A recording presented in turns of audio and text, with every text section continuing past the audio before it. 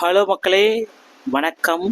இன்னைக்கு நம்ம இந்த வீடியோ தொகுப்பில் எதை பற்றி பார்க்க போகிறோம் அப்படின்னு பார்த்தீங்கன்னா, தமிழகத்தில் விவசாய கடன்கள், பயிர்க்கடன்கள், நகைக்கடன்கள், கல்வி கடன்கள், இப்படி கடன்களை அள்ளி வழங்கிட்டு இருக்கு தமிழக அரசும் சரி, மத்திய அரசும் சரி. இந்த கடன்களை தள்ளுபடி செய்ய காரணங்கள் இருக்கா? ஸோ கல்வி கடன் தள்ளுபடி எப்படி பண்ண போகிறாங்க, யார் யாருக்கெல்லாம் கல்வி கடன் தள்ளுபடி கிடைக்கும், மகளிர் சுய உதவி குழுக்களுக்கு வந்து பார்த்திங்கன்னா கடன்களை தள்ளுபடி செய்கிறதா சில அறிவிப்பு வந்திருக்கு. மகளிர் சுய உதவி குழுவுக்குன்னா ஒவ்வொரு ஊர்லேயுமே வந்து சங்கத்தில் ஒரு 11 பேர் சேர்ந்த சங்கத்தில் இருக்கும். அந்த சங்கத்து மூலிமா மகளிருக்கு லோன் வாங்கி தரோம், 2 லட்ச ரூபா லோன் வாங்கி தரோம், இல்லை 5 லட்ச ரூபா லோன் வாங்கி தரோம். ஸோ அதை வந்து பார்த்திங்கன்னா ஒவ்வொரு மகளிருமே அந்த குழுவில் இருக்கிறவங்களுக்கு 30,000, 20,000, 15,000 அப்படின்ட்டு தனித்தனியாக பிரித்து கொடுத்துருவாங்க.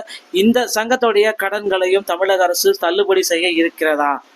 மேலும் வந்து பார்த்தீங்கன்னா விவசாய பயிர்க்கடன் தள்ளுபடி, இது எல்லா குறித்தும் இந்த வீடியோவில் நம்ம ஒரு அலசல் பார்க்க போகிறோம்.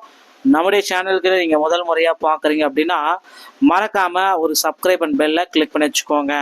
வாங்க வீடியோக்குள்ளே போகலாம்.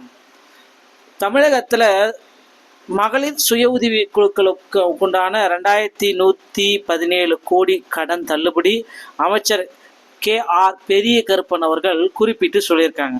என்ன இந்த மாதிரி மகளிர் சுய உதவி குழுக்களுடைய கடன் தள்ளுபடியானா அடுத்து என்ன நடக்கும் அப்படின்றதா கேள்விக்குள்ளியா இருக்குங்க.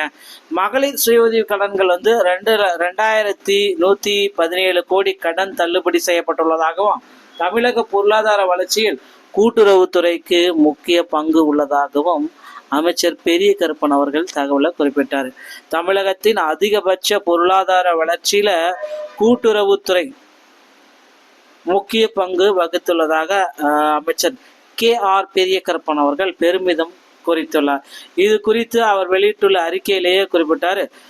திமுக ஆட்சியின் கீழ் தமிழகம் கடந்த 10 ஆண்டுகள்ல அடைந்த வளர்ச்சி சதவீதத்தை விட 2024 மற்றும் 25 ஆண்டுல 9.69% அதிகபட்சமாக வளர்ச்சி அடைந்திருக்கு அப்படின்றத KR பெரிய கருப்பன் அவர்கள் தகவல் சொல்லிட்டாருங்க. ஸோ இதனால் வந்து பார்த்தீங்கன்னா மகளிருடைய சுய உதவி குழுக்கள் தமிழகத்தில் ஒரு சங்கங்கள் ஒவ்வொரு மாவட்டத்திலையும் சரி, ஒவ்வொரு ஊராட்சியிலுமே சங்கங்கள் செயல்பட்டு வருது. ஸோ அந்தந்த சங்கத்துடைய கடன்களை முழுவதுமே இப்போ நீங்கள் சங்கத்து மூலிமா 30,000 ரூபா கடன் வாங்கியிருக்கீங்க அப்படின்னா வந்து பார்த்தீங்கன்னா அந்த 30,000 ரூபாயும் சேர்த்து வட்டியோட உங்களுக்கு வந்து பார்த்தீங்கன்னா அரசு தள்ளுபடி செய்ய இருக்காங்க. அதுக்கு அடுத்து வந்து பார்த்தீங்கன்னா விவசாய பெருமக்கள். ஸோ ஒரு விவசாயி வந்து பார்த்தீங்கன்னா தற்கொலைக்கு தூண்டுறாங்க. தமிழக அரசே வந்து பார்த்தீங்கன்னா இது மாதிரி பண்ணுறது ரொம்ப வேதனைக்குரியது.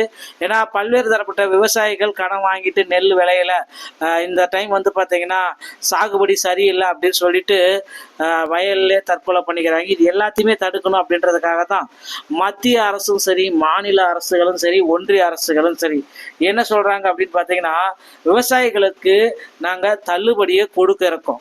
ஸோ அவங்க கடன் எவ்வளோ வாங்கியிருந்தாலும் அந்த கடனை அரசே முழுவதுமாக கட்டும்.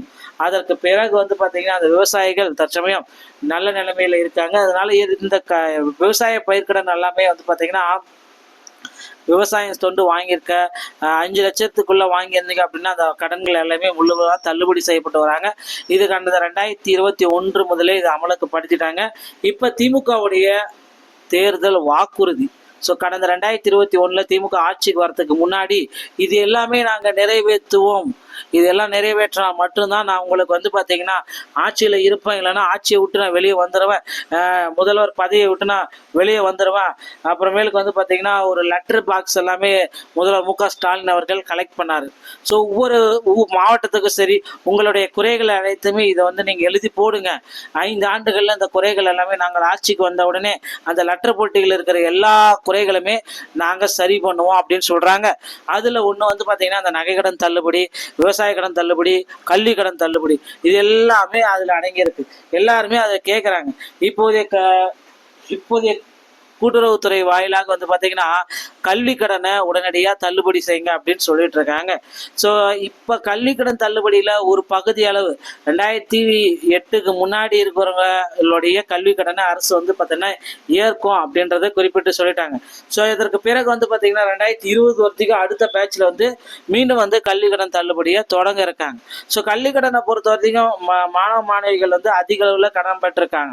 ஏன்னா ஒரு மாணவ மாணவிகள் வந்து பார்த்தீங்கன்னா கிட்டத்தட்ட கல்வி கடன் பேரை காட்டி 4 வருஷ கடன் 4 லட்ச ரூபா 5 லட்ச ரூபா வரைக்கும் கடன்கள் அனைத்துமே வழங்கப்பட்டு வருகிறது.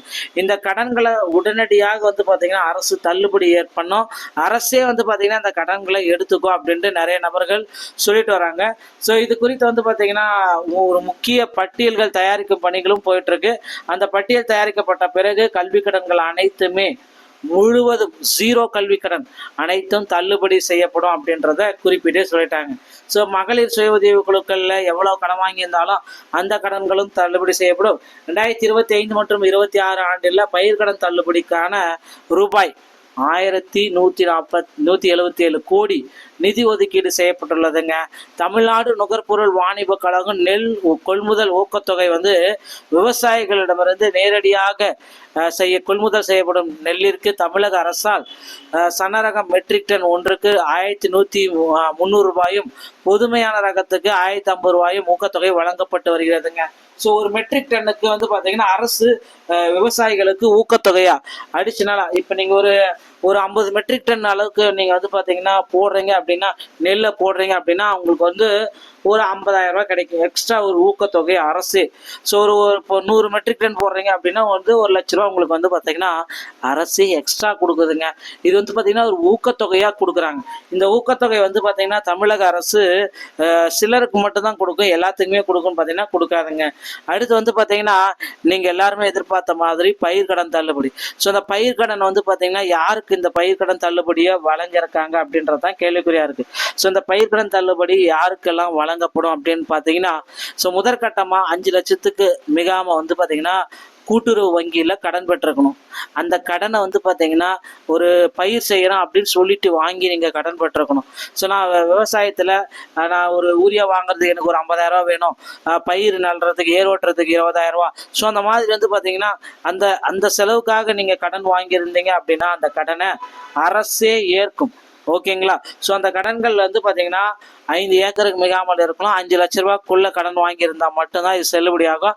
5 லட்ச ரூபாய்க்கு மேலே நீங்கள் கடன் பெற்றிருந்தீங்கன்னா அது முழுவதுமாக தள்ளுபடி ஆகும். அது வாய்ப்பே இல்லை, தள்ளுபடி பண்ணுறதுக்கு வாய்ப்பே இல்லை. ஸோ அது வந்து பார்த்திங்கன்னா அவர்களுக்கும் பகுதி அளவு ஒரு 50% மட்டும் தள்ளுபடி செய்ய போகிறதா அவர்களுக்கும் ஒரு வாய்ப்பை கொடுத்துருக்காங்க.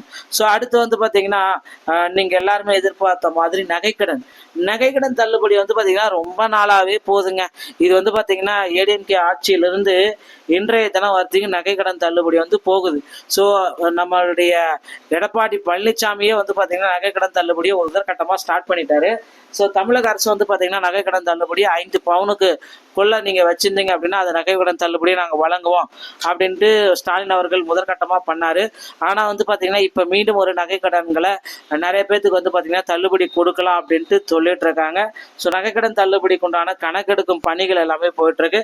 ஸோ மீண்டும் வந்து பார்த்தீங்கன்னா 5 சவரனுக்குள்ளாம் நீங்கள் கடன் வாங்கியிருந்தீங்க அந்த மாதிரி இருந்தால் அந்த கடன்கள் அரசே ஏற்கும். ஓகேங்களா?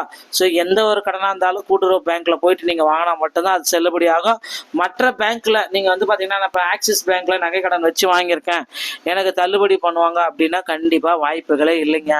ஸோ நான் வந்து பார்த்தீங்கன்னா ஐசிஐசிஐ பேங்க்கில் நகை கடன் நான் வச்சு வாங்கியிருக்கேன், 10 பவுன் நகை வச்சு நான் 5 லட்ச ரூபா வாங்கியிருக்கேன் அப்படின்னா அதுக்கு வாய்ப்பே இல்லை. அதுவும் கூட்டுறவு பேங்காக இருக்கணும், அதுவும் 5 சவரனுக்கு மிகாமல் இருந்தால் மட்டும்தான் நகை கடன் தள்ளுபடியை கொடுக்க இருக்கிறதா அரசு சொல்லிட்டாங்க. ஸோ அதனால் கவலையே பட வேண்டாம். அடுத்தடுத்து வந்து பார்த்தீங்கன்னா விவசாய பெருமக்களுக்கும் சரி பொதுமக்களுக்கும் நம்ம முக்கிய செய்திகள் எல்லாமே நம்ம கூறிட்டு வரோம். மீண்டும் ஒரு நல்ல தகவலோட நான் உங்களை சந்திக்கிறேன். நன்றி, வணக்கம்.